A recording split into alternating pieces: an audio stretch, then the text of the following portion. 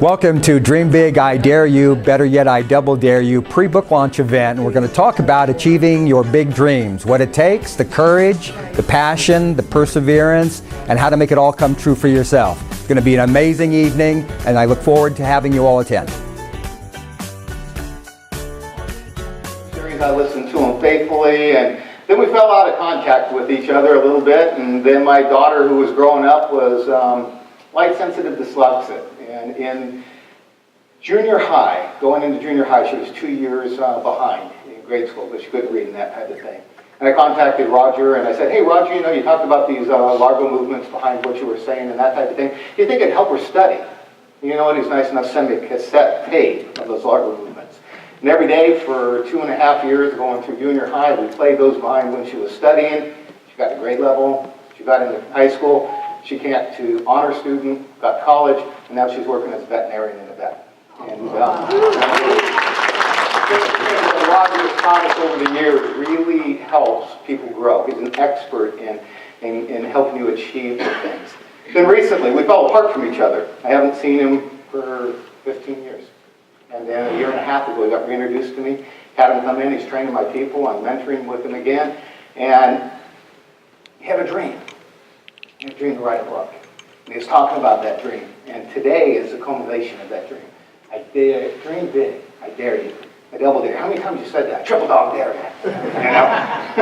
when we were growing up. He's a really special man in my life. I know he's a special man in a lot of your lives. And he's made a big difference in a lot of your lives. And without further ado, I'd like to introduce Roger Palmieri, my friend.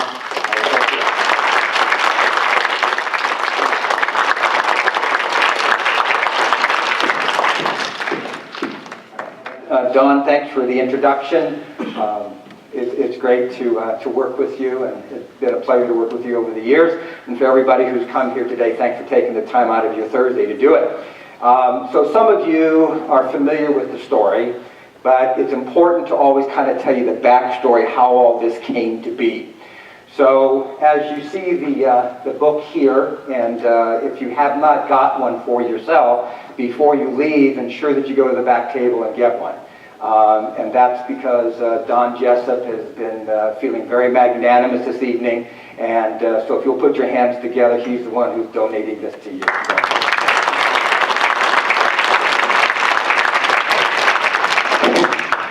So the way this happened was little over 13 months ago, a very, very dear friend of mine who was sitting up here in the front row by the name of Todd Courtney.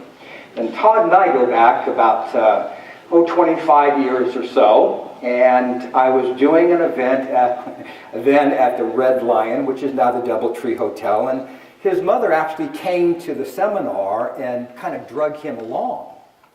And so he came up to me afterwards, and we talked quite a bit, and he liked what I had to say, and we stayed in contact over the years and went through a number of things. And so about 13 months ago, he called me up and said, hey, why don't we get together and have a beer? I said, great, sounds terrific. He says, let's go down Friday, 4 o'clock. Okay. So after we exchanged the normal pleasantries of about 15 minutes, he looks at me and says, so tell me, how's that book coming along? I said, what? He goes, how's the book coming along? He said, what are you talking about? What book? And he says, that book that you're supposed to write. And I went, oh. And that's when the dream started to kick in.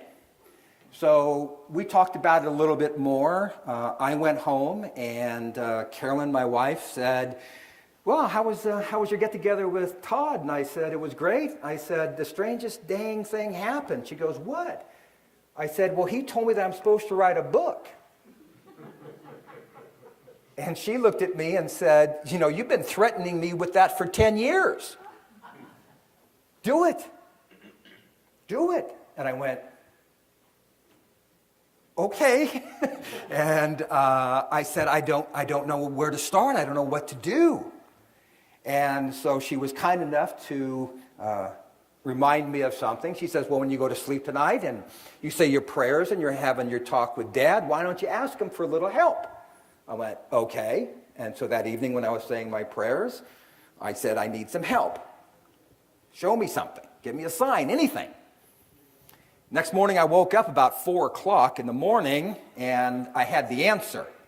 And I was reminded that when I was in the 3rd grade, Sister Bridget taught us how to write compositions, and you had to have a beginning, a middle, and an end. And I went, I've got it. I have a formula now. I know what to do. And I woke up Carolyn, and she wiping the sleep out of her eyes, and of course I'm all excited and thrilled, and she's saying, do I need to put the coffee on now? I said, yes. And then a couple of hours had passed while we were talking, and I was speaking very rapidly, somewhere's up about 220 words a minute. And all of a sudden, she says, what are you going to name the book? I said, I don't know. And I walked away. And about a half an hour later, I walked back in, and I said, I've got the name. And she goes, what'd you come up with? And I said, Dream Big, I Dare You. And she looked at me and said, better yet, I double dare you. And that's how it happened. That's how it happened. So if you like everything I have to say today, my name is Roger Palmieri. If you don't like what I have to say today, my name is Todd Courtney. So that's my escape valve. And I do want to tell you something here. This whole cover design here is the handiwork of Carolyn. So if you please put your hands together. She's the person that came up with the concept of doing that. So let's go ahead and begin with this. And you can kind of see the way this looks here, right? We dream big. I dare you. You said it as a kid, didn't you? And if you had a very best friend or two, what'd your best friend always say back to you? I double dare you. And not too often do you say that as an adult anymore, though, do you? So what happens is we go through this process, we grow up, and all of a sudden, those dreams we had as a little kid somehow get faded away, don't they? Yes or yes?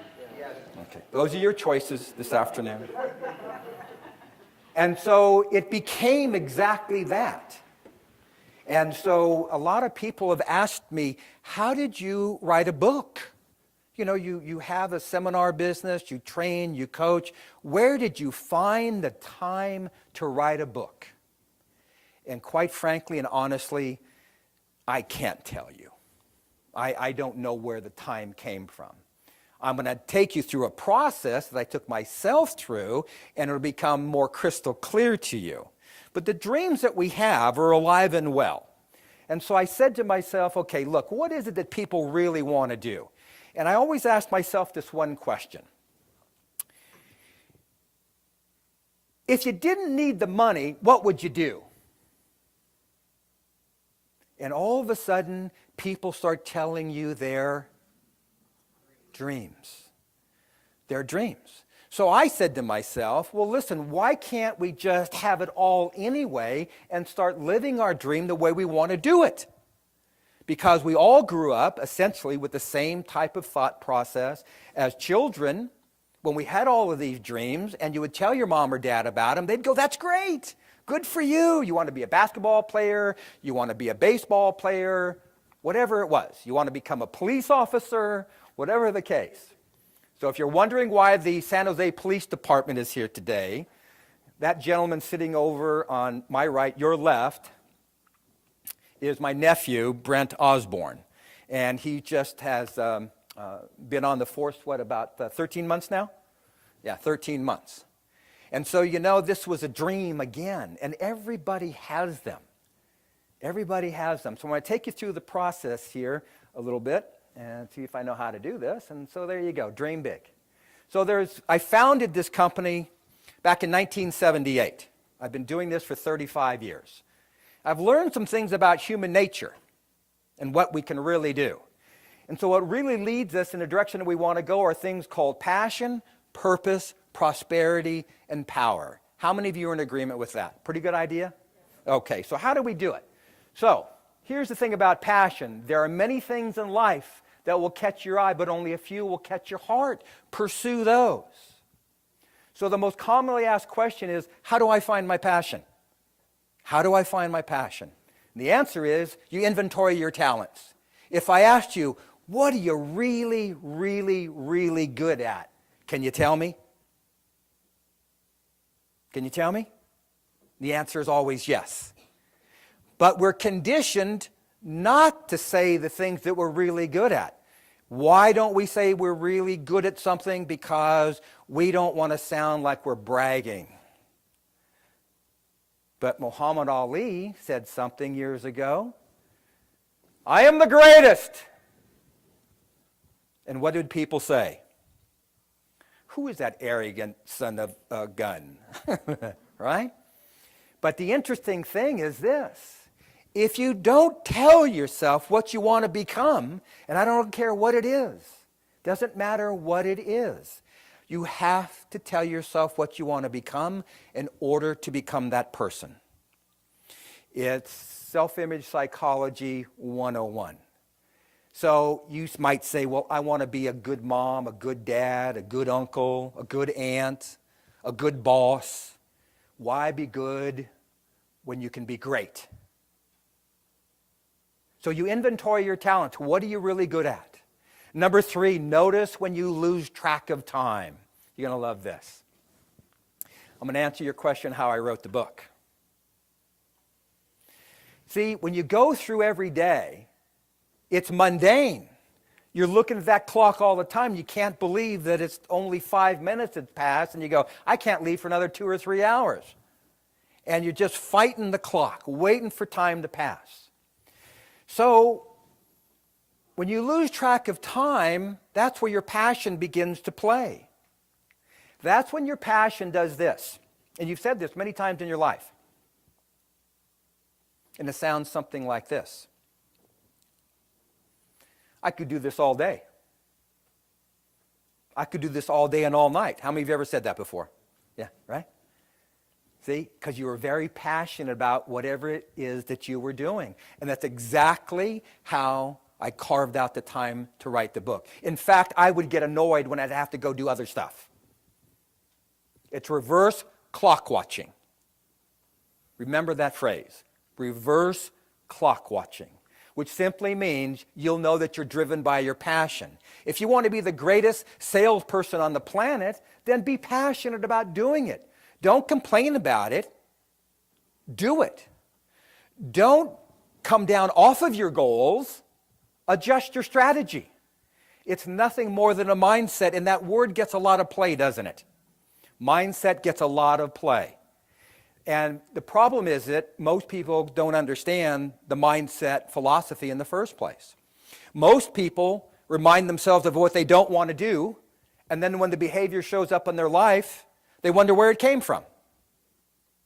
So we constantly reinforce negative things. If we keep saying something like, I don't have the time, I don't have the time, I don't have the time, what end result are you going to have?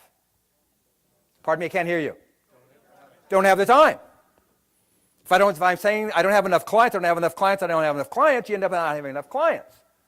If you say I don't have enough friends in my life, enough time in my life, enough love in my life, whatever it is, you're going to end up with less than what you really want. So the mindset is shifting it around. See, you got to take a look at number 4. See your passion as a joyful adventure of play and wonderment. How many of you have children here? How many of you ever were a child? Yeah, for those who said I still am, okay. Meet me afterwards. I want to party with you guys. Okay. So I got a point. Isn't that cool? Officer. Never had one of these pointed at me before. So you think of it as wonderment. When you're a kid, everything's a big wonderment, isn't it? You're just excited about it. And you know what's interesting? It's alive and well in people today. They've just forgotten about it. Or maybe you think, geez, I don't know, I'm a little too old now, That had been fine 20 years ago, 30 years ago. Well, I tell you something. When I first came up with this idea of how I was going to write the book, I said, I got to do a little bit of background this and test it out. One of the things I tested out was the fact I went around to some very casual people that I knew. just casual, and I said, I'm going to write a book. And they went, oh, really? And where are you going to find the time to do that? That was one. Second thing was, really? Why do you want to do that? Why do you want to do that? Is this going to be one of those self-help books or something, you know? Is it going to be like a motivational book? Isn't the market, doesn't I have enough of those things? And it was interesting to keep hearing the naysayers. So I want you to think about something. How many times have you had a great idea about something, you tell somebody, and they want to rain all over your parade? Yes or yes? Yes. All the time. All the time. So then I went to the people in my inner circle, the Todd Courtneys of my life, and all of a sudden, he goes, great idea. What can I do to help? So this is what I want you to do. I want you to inventory who you're hanging around with. And if they're not an encourager for you and want the very best for you, then you need to move away from them. I know. You're going, how do I do that? I'm tethered to them emotionally. They can't make it without me. Oh yeah, they can. They'll do just fine. And if you're not careful and you keep hanging around with them, they'll become an anchor and they'll drag you down. So the Todds and the Anns and Steve Mernon back there, all were people who played a very integral part in the book getting done. So you think about your passion. So, check this out. The brick walls are not there to keep us out. The brick walls are there to give us a chance to show how badly we want something. Who knows who Randy Pausch is? Of course, everybody who's in my seminars know who he is. Okay. You know, he was the professor at Carnegie Mellon University that gave the last lecture. Very, very inspiring thing. He was terminally ill. And he titled his talk, not the last lecture, but Achieving My Childhood Dreams. And it was a fascinating thing. And if you guys have not watched it, it's voluntarily mandatory.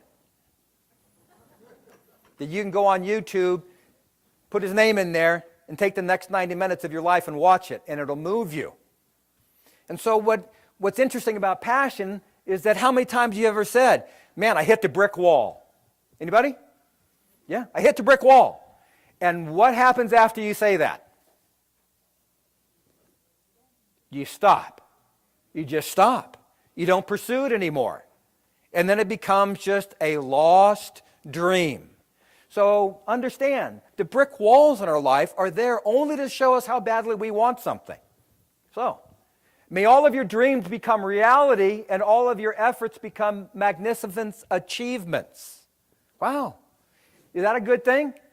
Should my dreams become my reality? And should all my efforts become magnificent achievements? Absolutely. And we can do it, and the only thing you have to do is be willing to change the way that you think. That requires something that we call purpose. What mountain is that? The Matterhorn. Purpose is driven by your passion so that your dreams become reality. You will get exactly and only what you ask for. It's time for your dreams to become reality. Start today, go for it, and do it now. Purpose.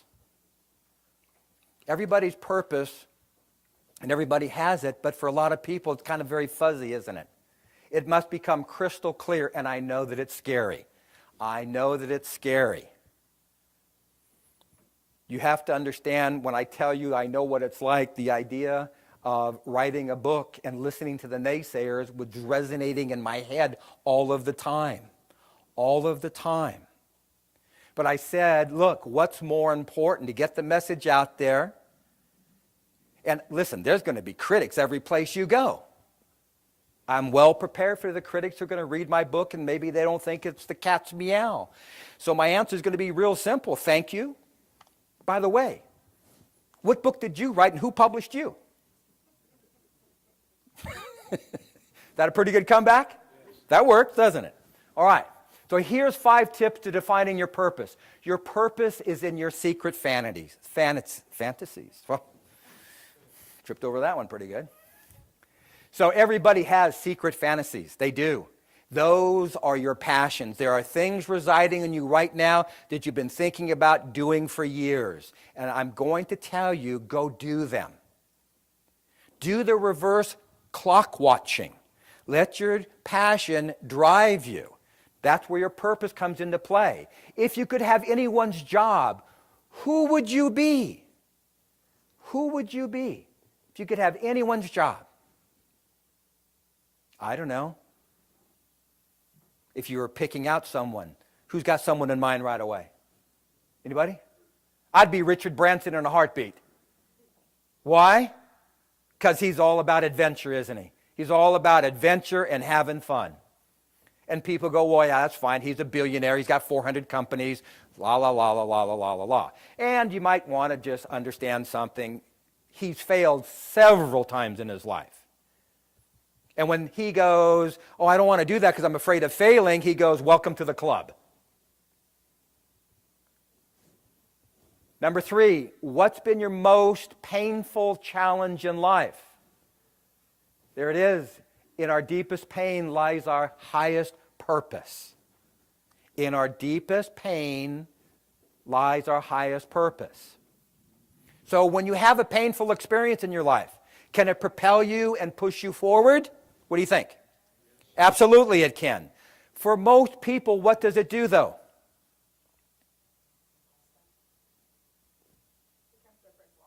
Yeah, pushes them right into the brick wall, and the slightest inconvenience, the slightest obstacle, they stop and give up.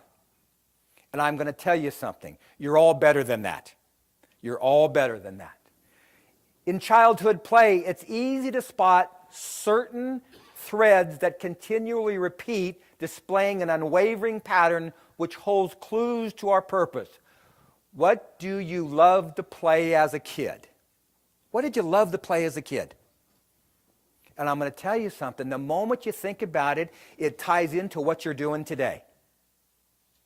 Let me give you an example. I was having this conversation with one of the groups that I was training. And I was asking this question.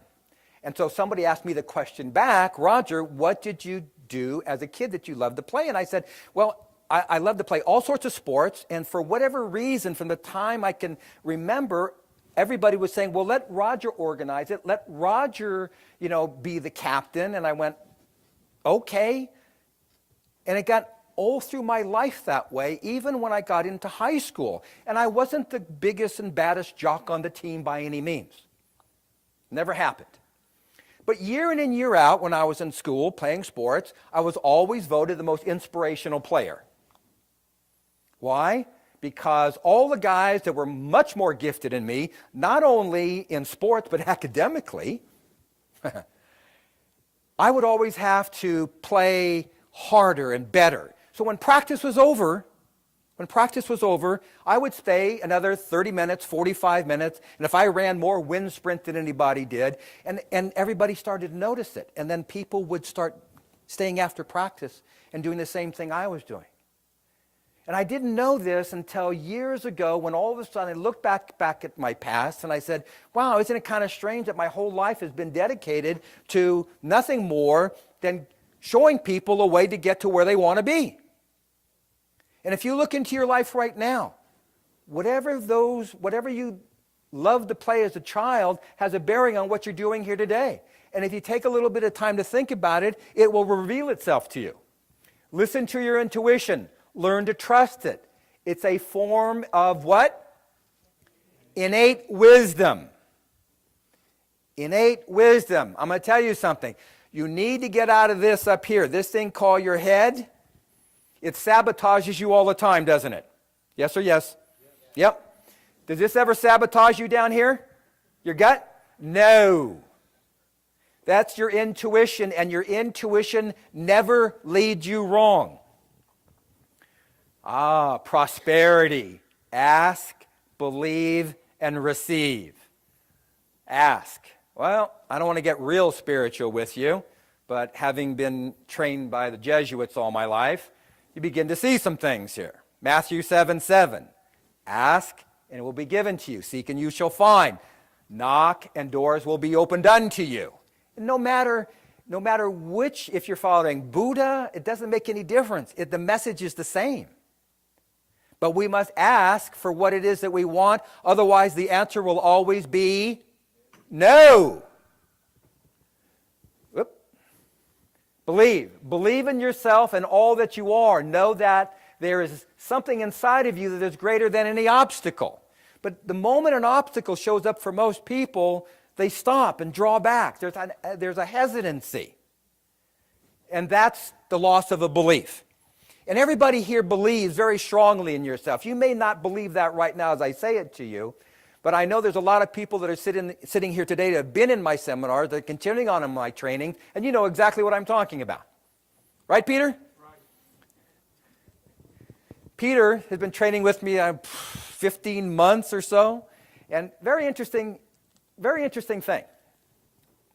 Of course, I don't have his permission to say this yet, but he'll stop me. So I asked Peter one time what his dream was. He says, I really wanted to own condos in Hawaii. And my answer was pretty simple: do it. I figure if Todd can say it to me, I can say it to other people. Do it. So he goes, really? I said, yeah. He goes, well, all the guys I play racquetball with, they're all discouraging me.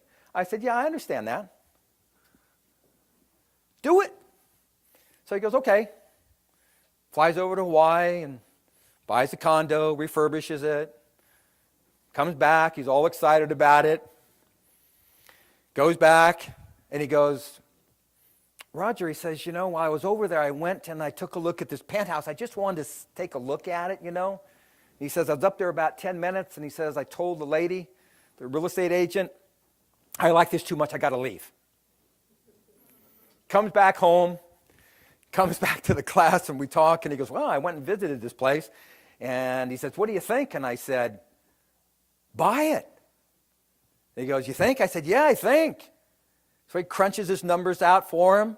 Of course, he tells his racquetball buddies, and they're going, oh my God, it's $5,000 a month just for the homeowner's fees. You'll go broke in 6 months. He says, what do you think? I said, no, you won't. I think, what is it, 2,200 square feet? 2,200 square feet. Penthouse in Hawaii. Right? So he buys it. And they get it rented out right away, didn't it? Rented out right away. It's my biggest moneymaker. Yeah. So now all his racquetball buddies got a little different tune. Now they're asking him about, well, maybe I should look into doing this. And you bought another one, didn't you? So far it's been 7 this year. Yes, okay.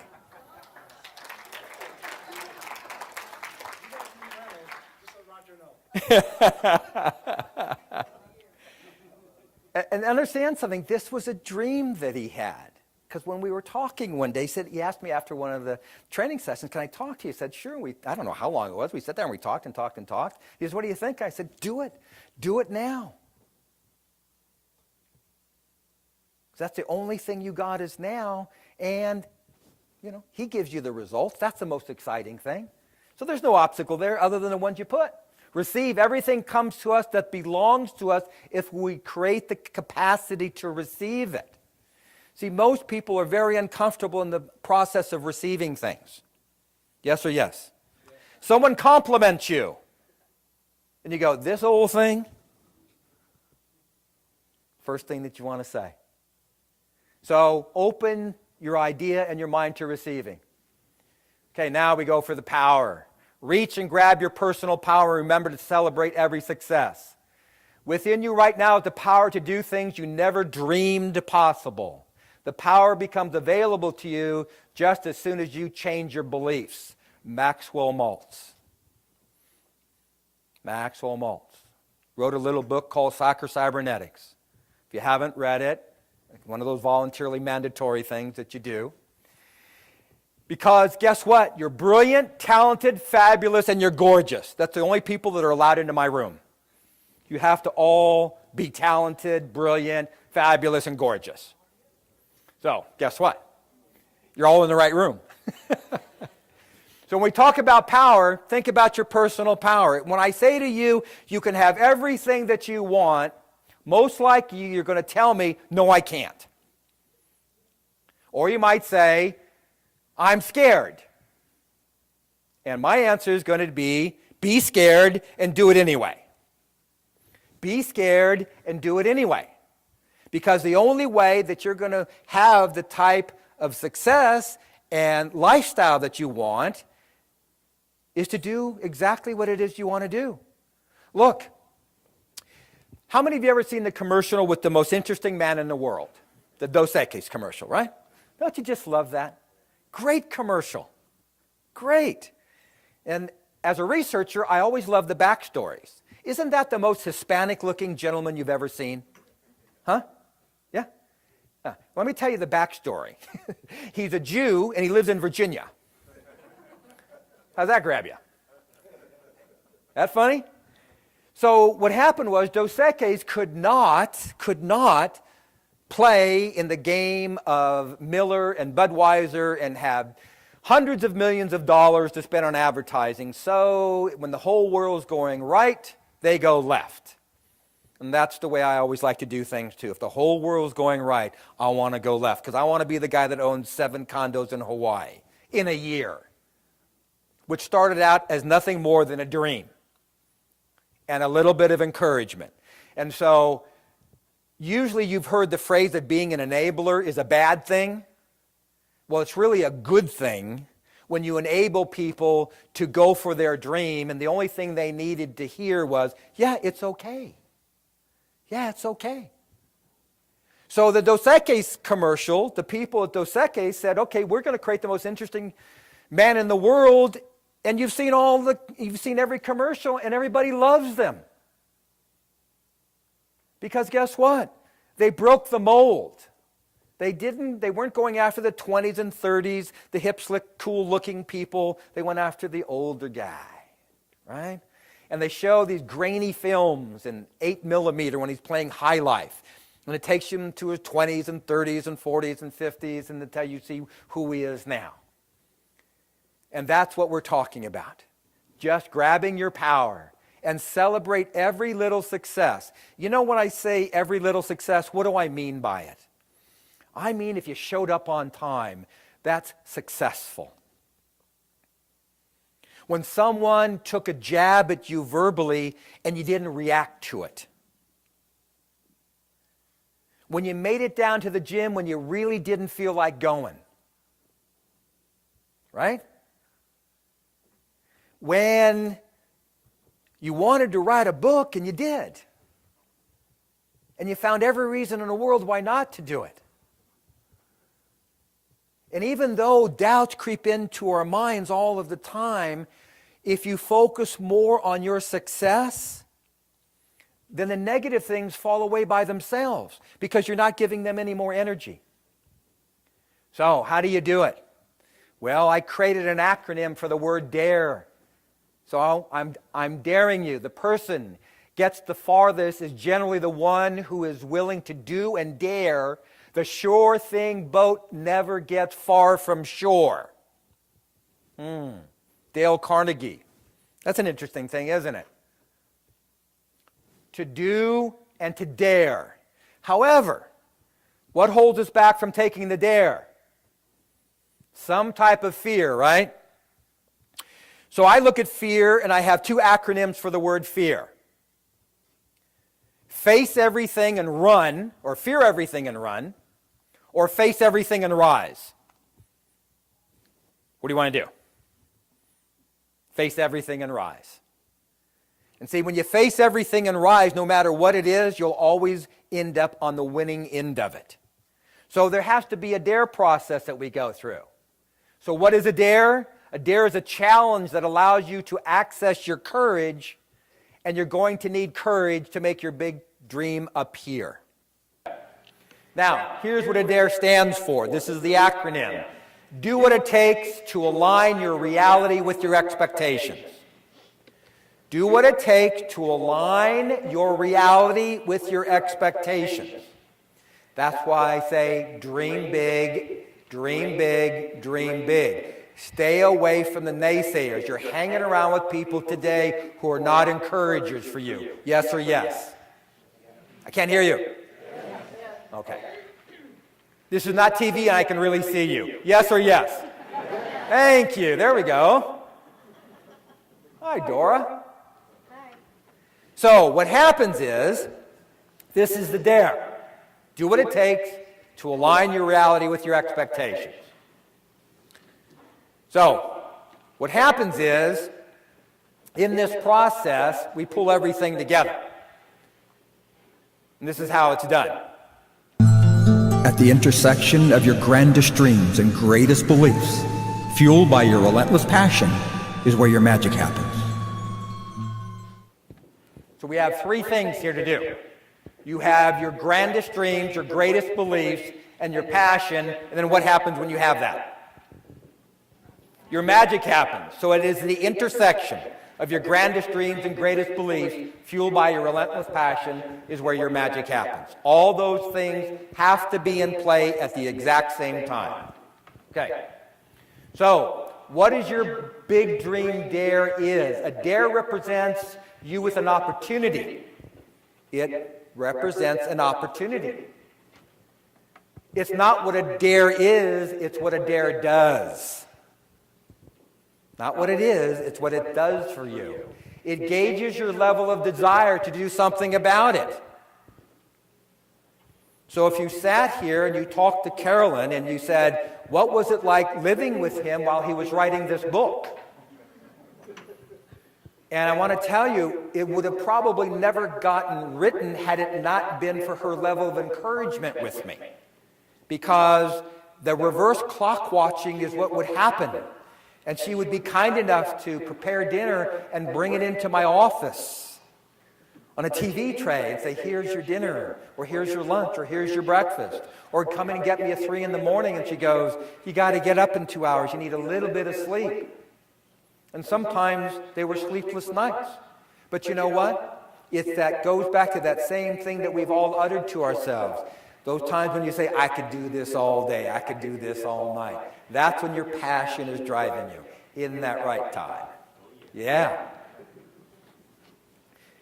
Just so you know, revenge is always a payback. Todd's been writing a book himself. While he's doing this, turn around is fair play, he'd call me so many different times and say, I know what you're talking about now. I know what it feels like. I'm really beginning to understand this. And they say, the moment you want to become an expert in anything, you write a book. Because you do so much research. So much research goes into it. There's a process that is a painstaking process. But you know what? You got to keep your eye on the end result. So, it gauges your level of desire, which means simply, what's another word for desire? Passion. Another word for desire is passion. So how passionate are you about your big dream? And I don't care what it is. It doesn't matter what it is. Just ask yourself, how passionate am I about doing it? And if you have any reservations about going after your big dream, you have my absolute permission to call me. And I will reassure you that you have every reason in the world to go after your big dream. Okay? Number 4, you discover how your personal beliefs and philosophy of life lines up with your big dream. What's your personal belief? Is it good enough just to get by, pay your bills? That's called survival. If you really want to thrive and contribute, then you have to go for your big dream. The world is waiting for you. I know you might find that hard to believe. The world is waiting for you to manifest and bring to life your big dream. It's prodding you every day. A big dream dare causes you in an emotional way to make a choice and tells you where you stand on the topic of dare. Make sense to you? Tells you where you stand on an emotional level. The butterfly effect. By changing one thing, you change everything. A lot of people have heard about the butterfly effect over the years, or you watched, the film, the movie, which has little bearing on this. So I'm going to tell you what it is, and how it ties into what you're doing. So the butterfly effect in 1961, This gentleman here worked at MIT in the meteorology department and created a computer model to simulate weather patterns. One day, he changed a dozen numbers representing atmospheric conditions from 0.506127 to 0.506. That minuscule alteration transformed his long-term forecast. Then in 1972, he publishes his findings in his paper. Don't you love the title? Does the flap of a butterfly's wings in Brazil set off a tornado in Texas? Goes back to the very beginning, doesn't it? Change one thing changes everything. All right, how does the butterfly effect apply to your big dream? Every decision you make, no matter how small, will alter the course of your life. No matter how small. The second thing it does, by changing one thing, you change what? Everything. Number 3, get this one in your head. Details matter. Overlooking one opportunity, one decision, one chance to make a difference creates far-reaching ripples into your future. Far-reaching ripples into your future. The impact can be positive or negative depending on your intent and the action you take. So, this butterfly effect, very impactful in what we do. What if, for instance, Peter listened to his naysayer racquetball buddies? Would he be owning 7 condos in Hawaii today? Nope. But he listened to one guy who said, oh, no, Peter, forget about them. Go for it. And this is where he is today. So that's why I'm going to keep reminding you throughout the rest of my presentation the value of having encouragers. They make your world a better place. See, when you surround yourself with encouragers, they'll always find reasons for you to do it. Naysayers will find reasons for you not to do it. And it's that simple.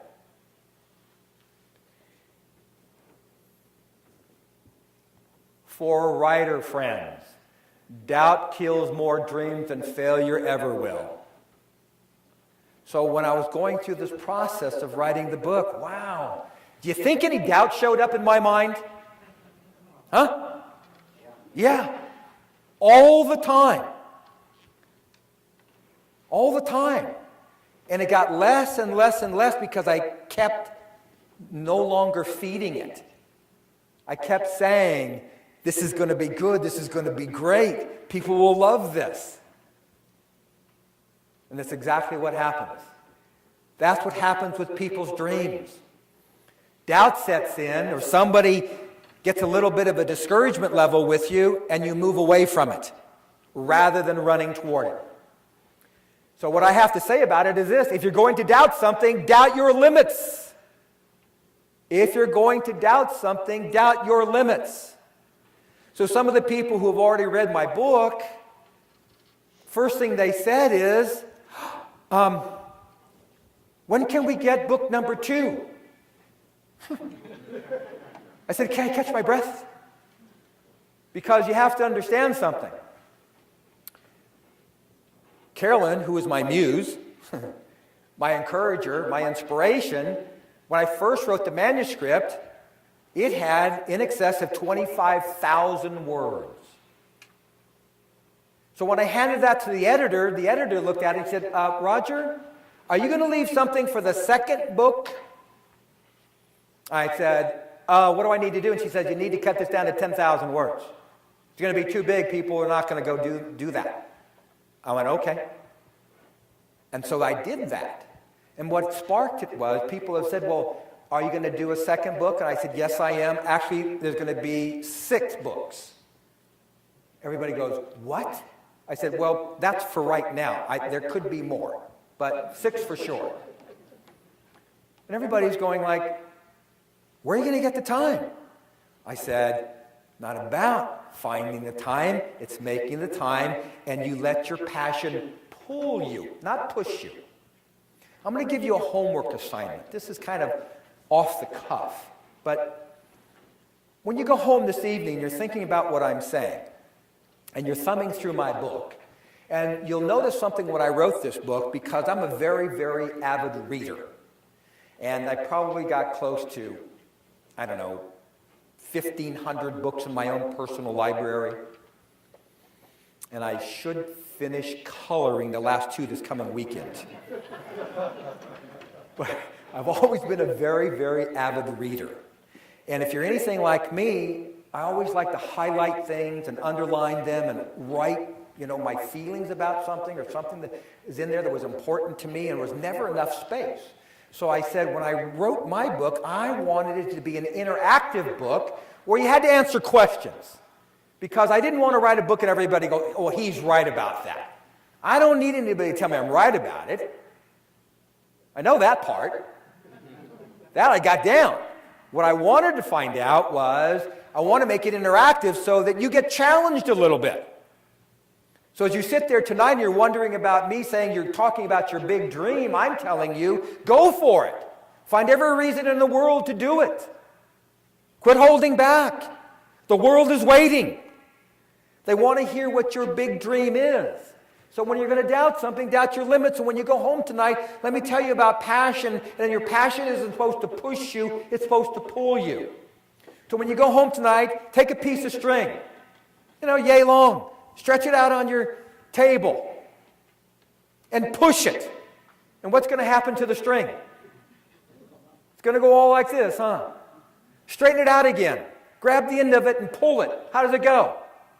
Straight and smooth as can be. So you understand the difference between pushing someone or something and pulling something.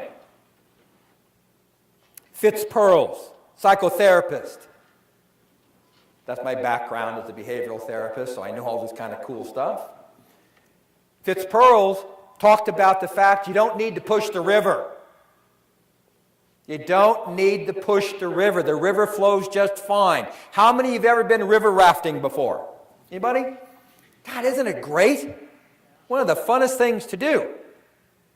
And so just before you're going to make the runs and the rivers and everything, they tell you if you should fall out of the raft, what are you supposed to do? Put your arms to your side, point your feet downstream. Do not, I repeat, do not attempt to swim. And there's always a bonehead that falls out of the raft. First thing they start doing is what? Trying to swim. You were just told what not to do, but you go ahead and you try to swim and you go right into the debris and the rocks and everything. And so one time when I was river rafting, I told the guide, I said, you know what, I'm a researcher, I need to do this. I need to jump out of the raft into the water. I need to put my hands across myself like this or to my side and go down. Is it okay with you? And he goes, we don't get that request at all. I said, I understand. And I jumped out of the raft. And you know what? Just like anything else, you just went around the rocks, around the debris. It's exactly what happens. It's learning to go with the flow. You don't need to push anything. You pull yourself in the direction that you want to go. Okay? So your big dream versus doubt. What do you expect from your big dream? What do you expect from it? There's a belief system that tells us this. We get exactly what we expect to get. How many of you agree? Show of hands? Yeah. That's exactly why the rich get and the poor get children. We all get what we expect to get. Now, I know you want to disagree with me right away. Go, no, I really didn't want that to happen, and it did. Okay. Then we need to sit down and have a longer talk until I can show you clear and convincing evidence that we all get what we expect to get. Because what is in effect is cause and effect are universal laws. Cause and effect are universal laws. Our good friend Aristotle and Aristotelian logic dictates to us that the effect of something can never be greater than the cause. Am I right about that? Nod your head yes. That was my minor in school, philosophy. And it's interesting because Aristotle hit it right on the nail. You're never going to have an effect that is not greater than the cause. The cause is going to be it, and it's going to turn out exactly the way you thought it to be. Number 3, so is expect and get. Okay, whatever you expect, you will get. What do you expect to get? And as long as you surround yourself with the proper people, the encouragers, you will see it comes easier and easier and easier. Doesn't it, Dora? Yeah. And Dora's taking notes already. Good girl. And Peter, is that right? Does it work that way? Expect and get? Interesting. Is that right, Ann? Is that right, Todd? What do you think, Jim? Yep, it works that way for all of us. Number 4, when you expect to get the best of everything, it becomes a self-fulfilling prophecy. When you expect to get the best of everything, it becomes a self-fulfilling prophecy. You know, it's interesting. Every place that Carolyn and I go to, different restaurants we go to, different places, and we get to know the people. We get to know the people. We take a moment to introduce ourselves, start to have a conversation. Then every time we go back, they always want to do extra special things for us. And you know what? You catch a hell of a lot more bees with honey than you do vinegar. Every time we would go to a restaurant, and the different restaurants that we frequent, it's interesting because we'd always like to go up to the manager, call the manager over. You know, they're coming over and they're bracing themselves. You can see their body language. They're just, here it comes, here comes another complaint.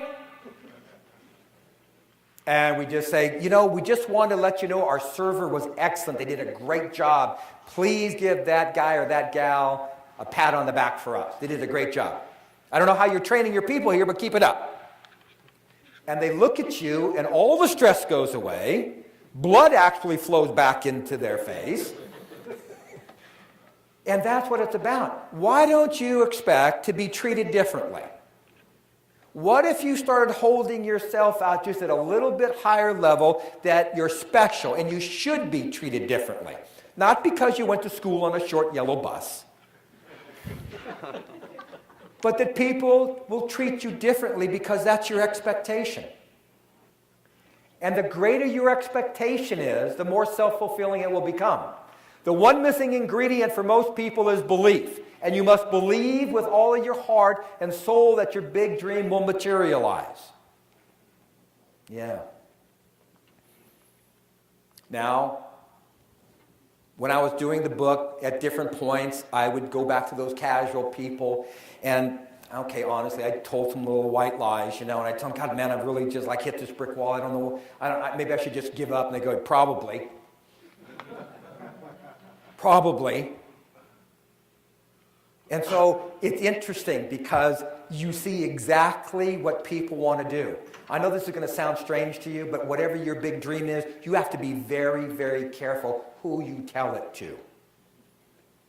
You might tell it to who you think is a very dear friend of yours or a family member, and you're liable to find out they're going to be the biggest discouragers in the world to you. Why is that? Say again?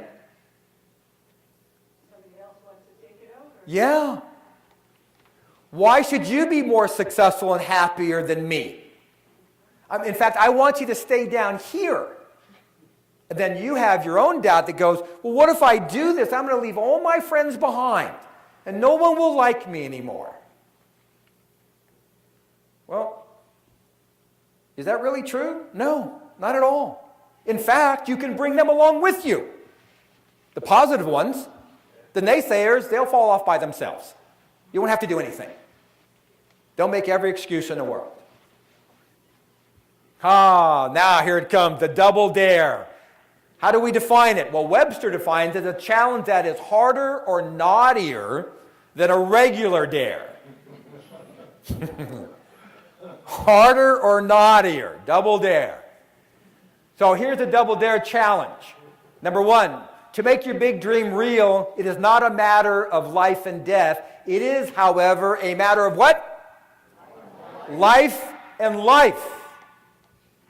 To be energized, to be engaged. 2, always keep your focus on your big dream. Look, You got too many distractions. You spend way too much time on Facebook. Way too much time. And distractions get in your way. You want to see the Orange, the Housewives of Orange County in New Jersey or whatever else.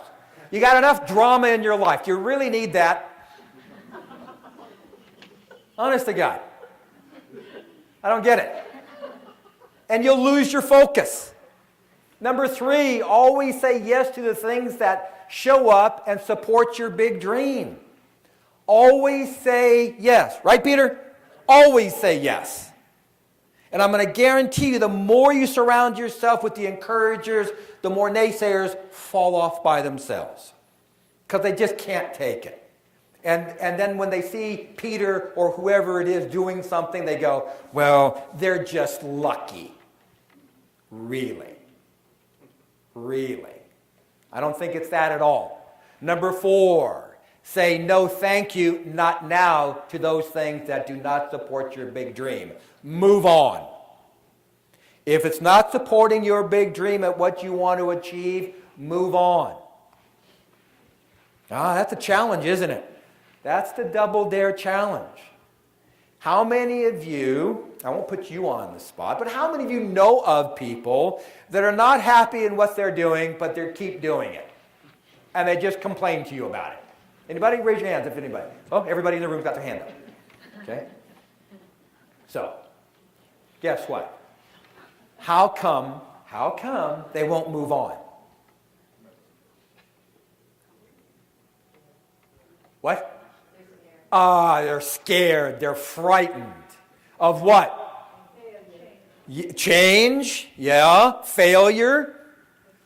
Acceptance. Gosh, those sound pretty familiar to me too. Will anybody accept my book? Will they like it? Till one day I said, I really don't care. I'm just going to write it and everybody's going to love it. Because you know what? When you really are passionate about what you do and you're in love with it, everybody falls in love with it. Can't help it. You just can't help it. Think of a hobby maybe that you're engaged in now or had in the past where you just loved it. You just loved it. Didn't all your friends share in it? The ones that cared about you? And I don't care what it was. Didn't make any difference what it was. So say no thank you, not now, to those things that do not support your big dream. Put together a support system of what? Encouragers that believe in you and your right to have your big dream become a reality. Wow. Isn't that something? That's the biggest and most important thing that you'll hear from me this evening regarding your big dreams. It's who you surround yourself with. Be very, very careful. Your inner circle makes all the difference in the world. And make sure those people are all for you. Let them be a raving fan. Okay, commitment is the key to unlocking the door to your dreams. I have learned a deep respect for one of those couplets. Do whatever you can do or dream you can do, begin it. Boldness has genius and power and magic in it. You've heard this before, haven't you? You've seen it thousands of times in your life. And you know what? It's become noise. Noise. Until some guy steps up on a stage like myself and reminds you of it and says, you know what? Boldness has genius in it. And so we need to be bold about whatever it is that we want to do so that we can go and achieve it. Are you in? Are you in? Yes. No. With some enthusiasm, are you in? Yes. All right, it's up to you and only you. What is your big dream worth? I can tell you this. You're big enough, good enough, strong enough, deserving enough, skilled enough, determined enough, blessed enough, and important enough to have your big dream come true. Now, am I an encourager? Yeah. And some of you I know, some of you I don't know. But for those of you who I don't know, I'm telling you, all that applies to you. And you're saying to me, well, you don't know me. I said, yes, I do. Yes, I do. I know you better than you think I do.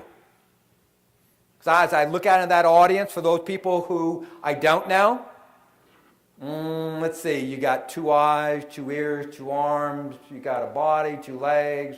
Oh, Jesus, yeah. Oh, you're a human being. I get it.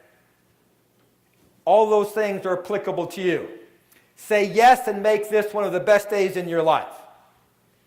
Every great dream begins with the dreamer. Always remember you have within you the strength, the patience, the passion to reach for the stars and change the world. Harriet Tubman. Who knows who Harriet Tubman is? Who knows who Harriet Tubman is? Anybody? Who is she? She led slaves out on the freedom. Yes, the Underground Railroad. Freed the slaves. Look at her quote. That's pretty interesting, isn't it? They'd be the last person in the world you think might come up with a quote like that, but that's what it begins with. Did she have a dream to free all those slaves? Yeah, absolutely. The first golden key to achieving your big dream is gratitude. Gratitude is an extremely powerful emotion and is the ultimate way to keep you aligned with your passion, purpose, vision, and your big dream. The best way to have more of what you want is to be grateful for what you have. You can't go, this piece of junk car that I have. If you're doing that, guess what? You're not going to get the car of your dreams. And everybody's sitting here and you got a car of your dreams in your head. I know you do. I don't care what it is. Doesn't make a difference what it is. But I'm going to ask you something. Why haven't you got it? And you're going to tell me some story. You'll have a story about it. So either you end up with a story, you end up with what you really, really want, which ultimately is this. Dreams, your big dream is about a lifestyle that you want to have for yourself and your family. Yes or yes? The lifestyle that you want to have. Use this key with my blessings and best wishes. See, every day, if you want to give, I'll give you a little homework assignment for the fun of it.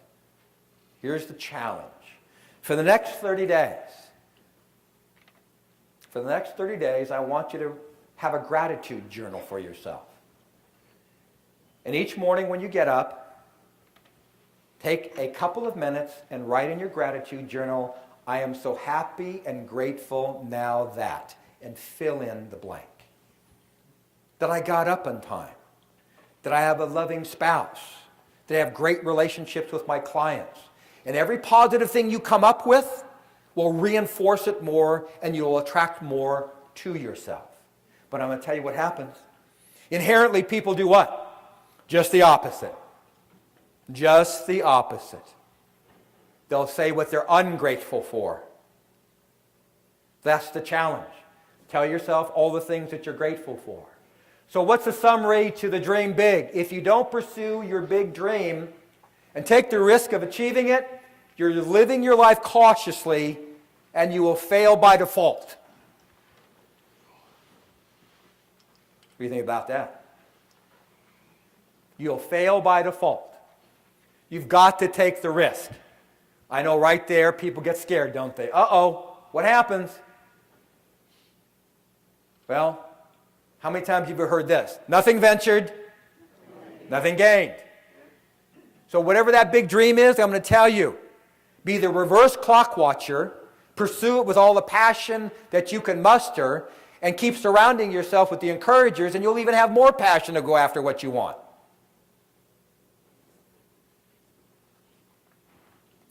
Reach high, for stars lie hidden in your soul. Dream deep. Every dream precedes the goal. Mother Teresa. Who would have figured, right?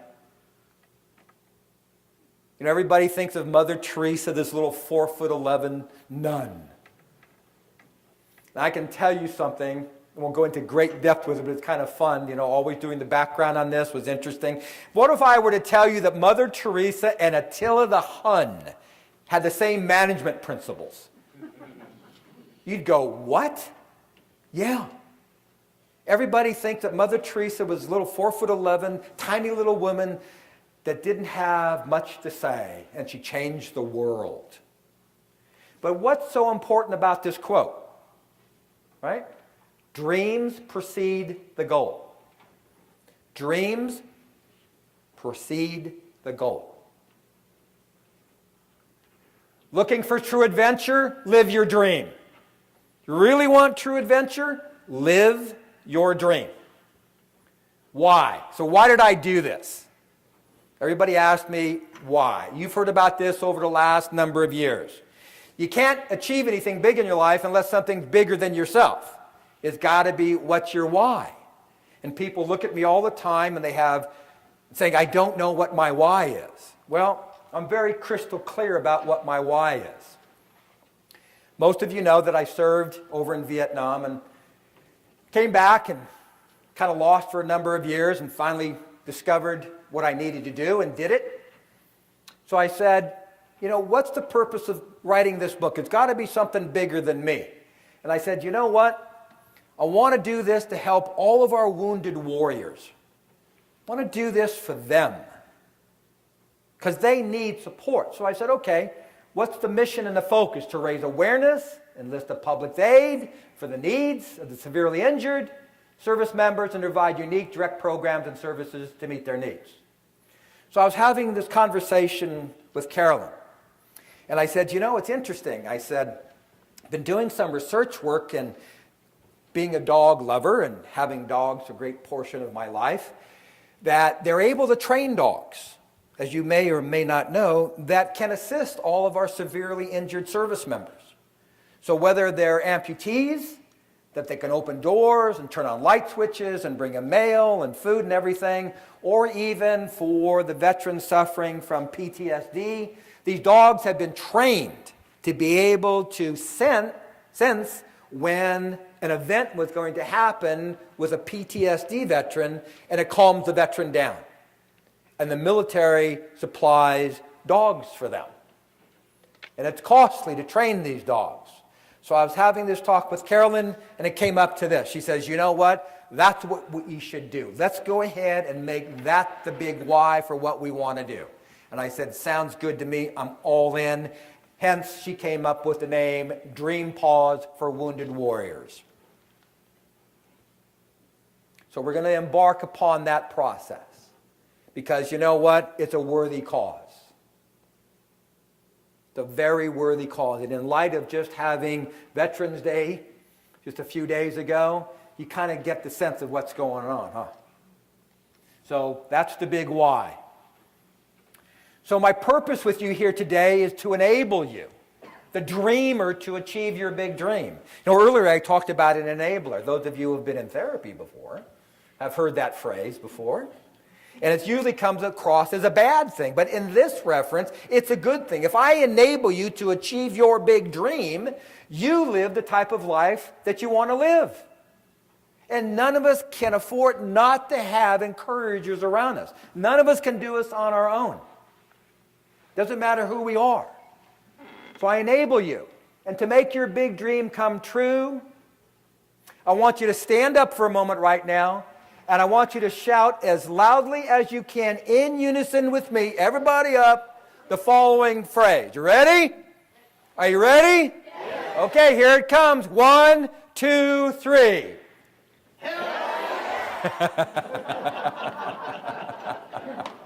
Hell yeah! Hell yeah!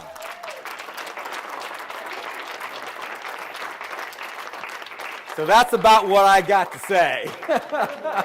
So in closing with you, I want to do this. I very much want to thank you for your time and attention. I never feel that anybody ever owes it to anyone. I have always accepted it as a gift. So thank you for your gift of time and attention. And Don has so graciously provided books for you back there. So please ensure that you go back there and get one. I have personally autographed them for you. And so you understand something about these books you're receiving here tonight. Morgan James is my publisher out of New York. They're a big-time publisher. And they're going to do the worldwide release in the spring of 2014. And with that being said, we're going to go into foreign languages, all sorts of things, which is very, very exciting. And so these are what they call advanced reader copies, which means basically this. They are more valuable than first editions. So ensure that you go back there and get a book. And again, thank Don Jessup because he's a gentleman who's providing this for you. Put your hands together.